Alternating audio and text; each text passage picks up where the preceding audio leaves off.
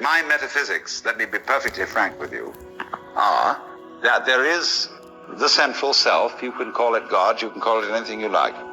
And it's all of us. It's playing all the parts of all beings whatsoever, everywhere and anywhere. And it's playing the game of hide and seek with itself. It gets lost, it gets involved in the farthest out adventures, but in the end, it always wakes up and comes back to itself. And when you're ready to wake up, you're going to wake up. And if you're not ready, you're going to stay pretending that you're just a little, poor little me. And since you're all here and engaged in this sort of inquiry and listening to this sort of lecture, I assume that you're all on the process of waking up. Or else you're teasing yourselves with some kind of flirtation with waking up, which you're not serious about. But I assume maybe you are, not serious but sincere, that you are ready to wake up. So then, when you're in the way of waking up and finding out who you really are, you meet a character called a guru. As the Hindus say this word, the teacher, the awakener. And what is the function of a guru? He's the man who looks at you in the eye. You know, you come to the guru and say, "Sir, I have a problem. I'm unhappy and I want to get one up on the universe, or I want to become enlightened. I want spiritual wisdom." And the guru looks at you and says, "Who are you?" You know Sri Ramana Maharshi, that great Hindu sage of modern times? People used to come to him and say, "Master, who was I in my last incarnation?" As if that mattered. And he would say, "Who is asking the question?" And he'd look at you and say, basically, go right down to it. You're looking at me, you're looking out, and you're unaware of what's behind your eyes. Go back in and find out who you are, where the question comes from, why you ask. And if you've looked at a photograph of that man, I have a gorgeous photograph of him. And you look in those, I walk by it every time I go out of the front door. And I look at those eyes and the humor in them, the lilting laugh that says, "Oh, come off it." Shiva, I recognize you. When you come to my door and you say, "I'm so-and-so," I say, "Ha ha, what a funny way God has come on today." There are all sorts of tricks, of course, that gurus play. They say, "Well, we're going to put you through the mill." And the reason they do that is simply that you won't wake up until you feel you've paid a price for it. In other words, the sense of guilt that one has, or the sense of anxiety, is simply the way one experiences keeping the game of disguise going on. You see that? Supposing you say, "I feel guilty." Christianity makes you feel guilty for existing. That somehow the very fact that you exist is an affront. You are a fallen human being.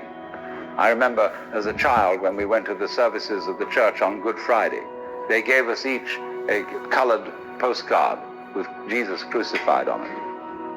And it said underneath, "This have I done for thee, what doest thou for me?" You know, you felt awful. You nailed that man to the cross. Because you eat steak, you have crucified Christ. Because you killed the bull. After all, you depend on it. Mithra, it's the same mystery. And what are you going to do about that? "This have I done for thee, what doest thou for me?" You feel awful that you just exist at all. But that sense of guilt is the veil across the sanctuary. Don't you dare come in. In all mysteries, when you're going to be initiated, there's somebody saying, don't you come in. You've got to fulfill this requirement, of this requirement, of this requirement, of this requirement, then we'll let you in. And so you go through the mill. Why? Because you're saying to yourself, "I won't wake up until I feel I deserve it. I won't wake up until I've made it difficult for me to wake up. So I invent for myself an elaborate system of delaying my waking up. I put myself through this test and that test, and when I feel it's been sufficiently arduous, then I may at last admit to myself who I really am and draw aside the veil. and realize that after all, when all is said and done, I am that I am, which is the name of God. And when it comes to it, that's really rather funny. They say in Zen, when you attain Satori, nothing is left to you at that moment but to have a good laugh.